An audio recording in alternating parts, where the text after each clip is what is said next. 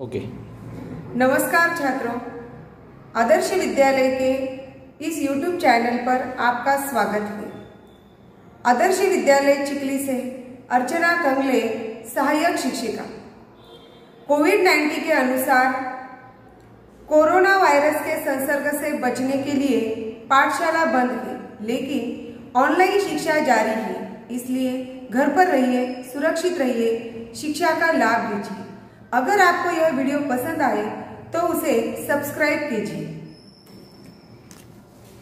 आज हम कक्षा 10वीं की जो 8वीं पद्य रचना है गजल। गजल यानी क्या? गजल एक साहित्य की विधा है। यह जो गजल है वो हम देखने वाले हैं। इसके रचनाकार है माणिक वर्मा। परिचय। जन्म 1938, उज्जैन, मध्य प्रदेश। हास्य व्यंग के सशक्त हस्ताक्षर माणिक वर्मा जी वाचिक परंपरा में प्रमुख स्थान रखते हैं। आपके व्यंग बड़े ही धारदार होते हैं। आपकी गजलें बहुत ही प्रेरणादायी होती हैं। प्रमुख कृतियां गजल मेरी इबादत है, आखिरी पत्ता, आदमी और बिजली का खंभा, महाभारत अभी जारी है, मुल्क के मालिकों जवाब दो इत्यादि। पद्य संबंधी प्रस्तुत गजल के अधिकांश शेरों में वर्मा जी ने हम सबको जीवन में निरंतर अच्छे कर्म करते हुए आगे बढ़ने के लिए प्रेरित किया है। गजलकार ने संदेश देते हुए कहा है कि अपने रूप रंग से सुंदर दिखने के बजाय अपने कर्मों से सुंदर दिखना आवश्यक है। और इस गजल में माणिक वर्मा जी इन्होंने बहुत ही महत्वपूर्ण बात बताई है, क्योंकि आज हर एक व्यक्ति अपने स्वार्थ में अंधाधुंध है, किसी को किसी का ख्याल नहीं।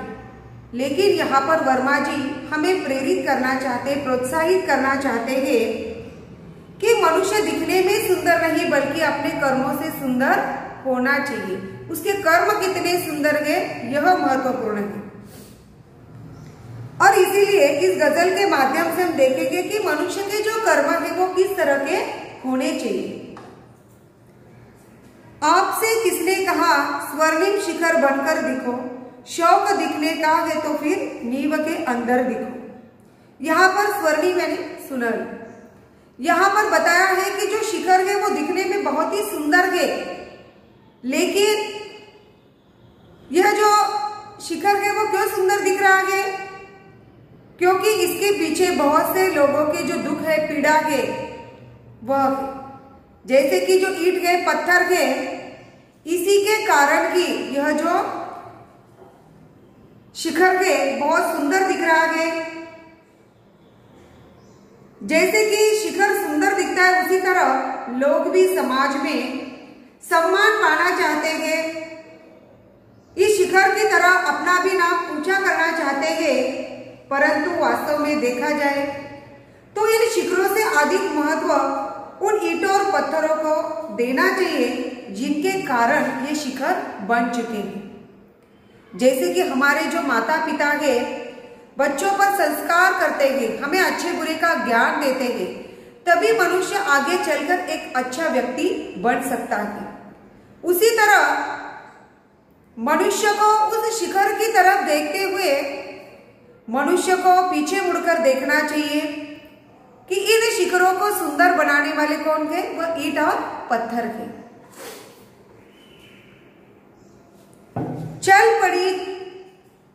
चल पड़ी तो गर्द बनकर आसमानों पर लिखो, और अगर बैठो कहीं तो मील का पत्थर दिखो।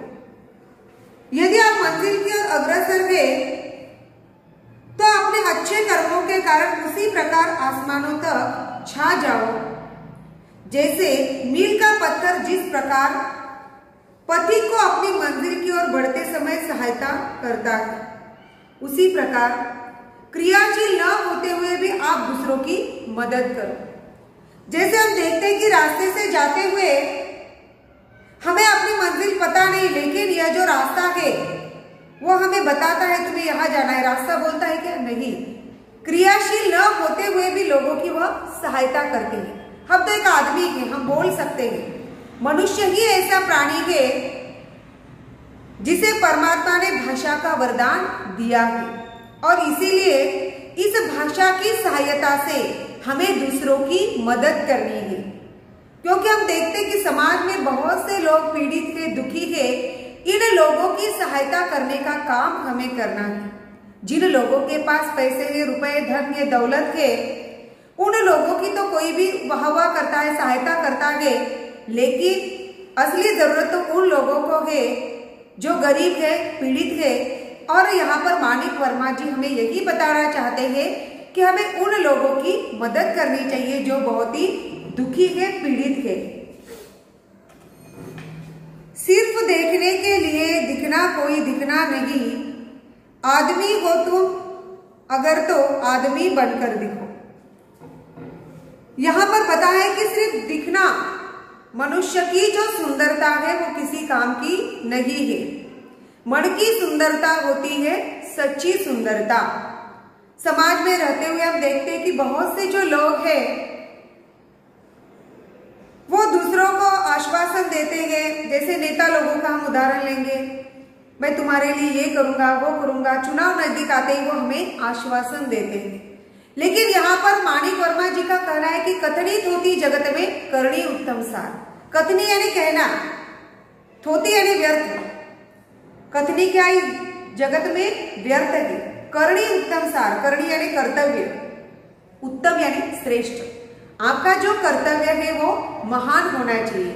आप दिखने में कितने सुंदर है ये महत्वपूर्ण नहीं है, तो आपका कर्तव्य कितना महान है ये महत्वपूर्ण है। जिंदगी की शक्ल जिसने टूट कर बिखरे नहीं, पत्थरों के शहर में वो आईना बनकर दिखे।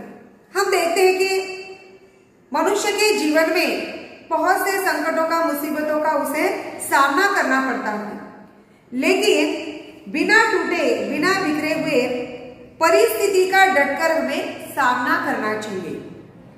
अपने लक्ष्य को, अपने ध्येय को प्राप्त करने के लिए हमें मेहनत करनी चाहिए, परिश्रम करने चाहिए, तभी हम अपने ध्येय तक, लक्ष्य तक पहुंच सकते हैं। अगर हम टूट गए, निराश हो गए, उदास हो गए, तो कभी भी हम अपने लक्ष्य तक नहीं पहुंच सकेंगे। अगर अपने लक्ष्य तक हमें पहुंचना है तो हमें इन मुसीबतों का हमें डटकर सामना करना है। आपको महसूस होगी तब हर एक दिल की जलन, जब किसी धागे सा जलकर मोम के भीतर दिखो। और यहाँ पर बताया गया है कि जिस तरह एक मोमबत्ती का धागा सदा उसके साथ रहता है, उसके साथ जलता है, उस धागे को भी जिस तरह मोमबत्ती को तकलीफ होती उसी तरह उस धागे को भी तकलीफ होती है। इसीलिए मनुष्य को अगर जीवन में अपना नाम कमाना है, नाम रोशन करना है, तो धन दौलत से नहीं बल्कि हरेक मानव को, प्रत्येक मानव को सहानुभूति देकर, उसकी सहायता कर कर हमें क्या करना चाहिए? इस मोमबत्ती की तरह जलना चाहिए। जब तक हम अपने आप को तकलीफ नहीं देंगे तब तक हम दूसरों की सहायता नहीं करेंगे। क्योंकि मनुष्य का कर्म जो है वो हमेशा कैसा होना चाहिए? निस्वार्थ होना चाहिए। जैसे हम देखते हैं कि घर में नादान बालक भी है, जब नादान बालक से कुछ काम करवाना हो तो हम क्या करते हैं? उसे कुछ स्वार्थ देते हैं, मैं तुम्हें ये दूंगा, वो दूंगा, चॉकलेट दूंगा। लेकिन उसी तरह मनुष्य का जीवन होता है कि कुछ काम करते समय वह अपने अंदर एक स्वार्थ की भूमिका रखता है। लेकिन मनुष्य को अपने जीवन में निस्वार्थ भूमिका से कार्य करना चाहिए। जैसे पशु पक्षी है, उनका कोई स्वार्थ होता है क्या? नहीं। नदी है, तालाब है, पेड़ है, पौधे है, जो प्रकृति है वो निस्वार्थ भावना से लोगों के जीवन में कार्य करती है। उसी तरह मनुष्य को भी निस्वार्थ भावना से दूसरों के जीवन में कार्य करना चाहिए। एक जुगनू ने कहा, मैं भी तुम्हारे साथ हूं, वक्त की इस धुंध में तुम रोशनी बनकर देखो। हम देखते हैं कि जो सूर्य के, चंद्रमा के, उन्हें मनुष्य से तो कोई लाभ नहीं है, वो तो निस्वार्थ भावना से अपना कार्य करते रहते हैं।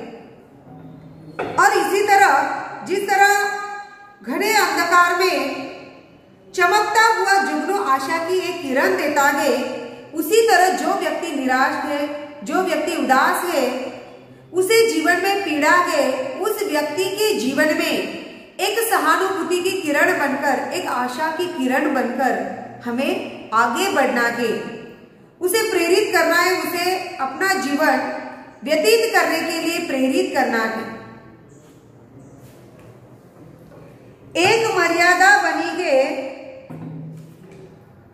हम सभी के वास्ते, गर्भ में बढ़ना है मोती, सीप के अंदर दिखो। और हम देखते हैं कि जिस प्रकार सीप के अंदर एक मूल्यवान मोती छिपा होता है, उसी प्रकार अगर तुम्हें समाज के कल्याण के लिए कुछ करना है तो वो है कर्म। बहुत से रुपए कमाने के पश्चात ही आपका नाम रोशन हो सकता है, ऐसा नहीं। मनुष्य का कर्म, समाज में तुम्हारी जो कार्य करने की जो वृत्ति है, कर्म करने की वृत्ति है, वो किस तरह की है, वो भी बहुत जरूरी होता है। इसीलिए जिस तरह सीप के अंदर ये मूल्यवान मोती छिपा होता है, उसी तरह इस समाज में रहते हुए हमें कोई अपना नाम कमाना नहीं है, बल्कि लोगों की सहायता करके इस समाज में एक अपना कर्तव्य निभाना है।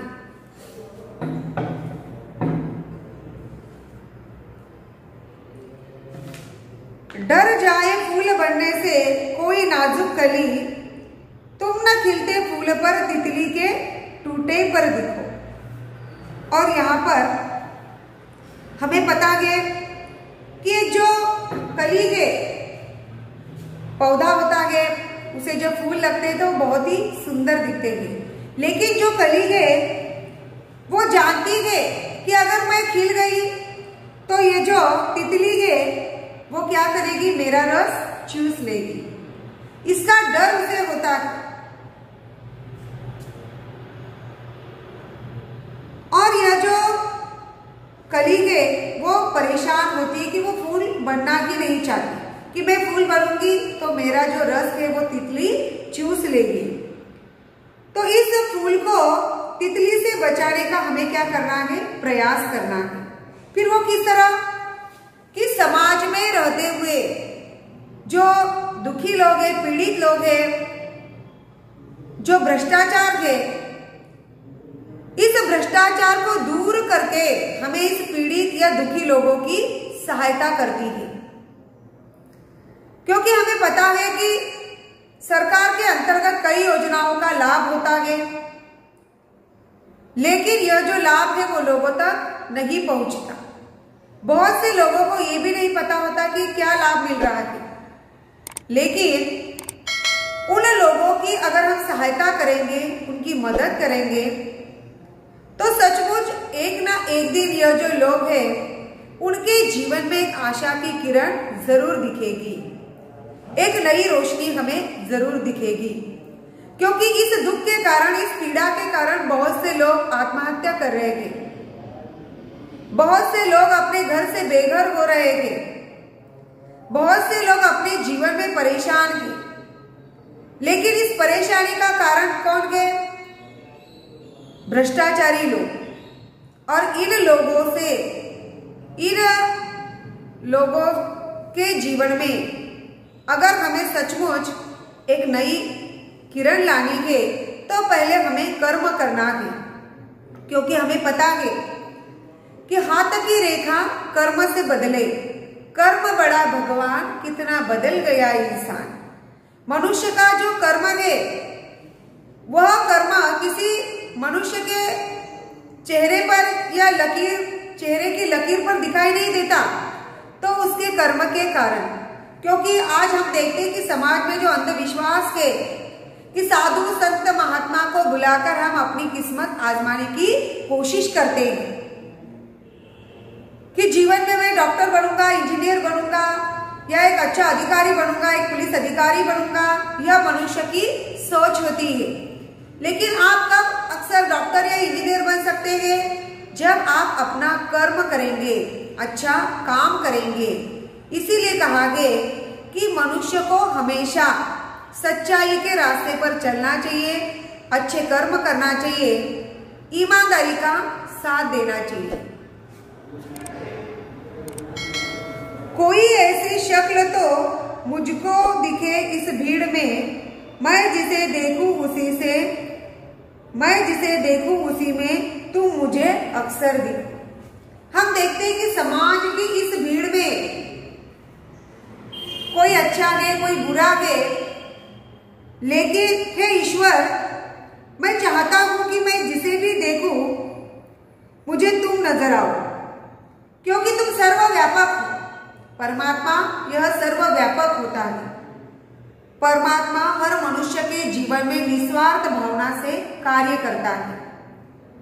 इसीलिए कहा है, माणिक वर्मा जी कहना चाहते हैं कि अगर परमात्मा सर्वव्यापक है तो हर एक मनुष्य के अंदर मुझे परमात्मा का ही रूप दिखाई देना चाहिए, क्योंकि हमें पता है कि परमात्मा किसी मंदिर, मस्जिद या गुरुद्वार में नहीं है, तो परमात्मा हर मनुष्य की श्वासोश्वास में है। इसीलिए अगर हम परमात्मा का नामस्मरण करते हैं, सच्चे मन से, सच्चे दिल से इस परमात्मा को चाहते हैं, ईश्वर को चाहते हैं, तो हर एक मनुष्य के हृदय में हमें परमात्मा का रूप देखना चाहिए, उसकी मदद करनी चाहिए, सहायता करनी चाहिए। और इसी तरह यह जो गजल है, इस गजल की जो सुंदरता है वो मनुष्य से जुड़ी हुई है।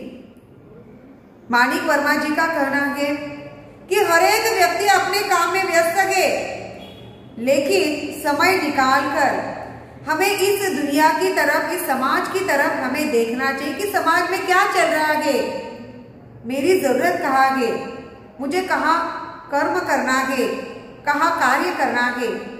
तो इसी तरह यह जो माणिक वर्मा जी है वो बताना चाहते हैं कि मनुष्य दिखने में कितना सुंदर है ये महत्वपूर्ण नहीं है, तो मनुष्य का जो कर्म है वो अक्सर अच्छा होना चाहिए। दूसरों के प्रति हमारे मन में आदर की भावना, एक अच्छे काम की भावना होनी चाहिए। इसीलिए हर एक छात्र को पाठशाला में आने का मतलब क्या है कि मुझे अच्छा कुछ सीखना है, मुझे कुछ ज्ञान ग्रहण करना है। तो ज्ञान कौन सा ग्रहण करना है कि जो हमारे जीवन के लिए महत्वपूर्ण हो, क्योंकि हमारे आसपास जो माहौल है, इस माहौल में हमें अच्छे भी कुछ लोग दिखाई देते हैं, बुरे भी कुछ लोग दिखाई देते हैं, लेकिन जो अच्छे गुण है वो हमें लेने चाहिए और बुरे गुणों का हमें त्याग करना चाहिए। तो इसी तरह माणिक वर्मा जी ने इस गजल, इस पद्य रचना के माध्यम से हमें यही सीख दी है, यही बताना चाहे कि मनुष्य को निरंतर इस प्रकृति की तरह निरंतर निस्वार्थ भावना से लोगों के जीवन में अच्छा कर्म करना चाहिए। और मुझे आशा है कि हर एक छात्र अपने जीवन में कार्य करते समय सोच समझकर ही करेगा, अच्छे कर्म करेगा और हर एक मनुष्य के जीवन में एक आशा की किरण लाने की कोशिश करेगा। धन्यवाद।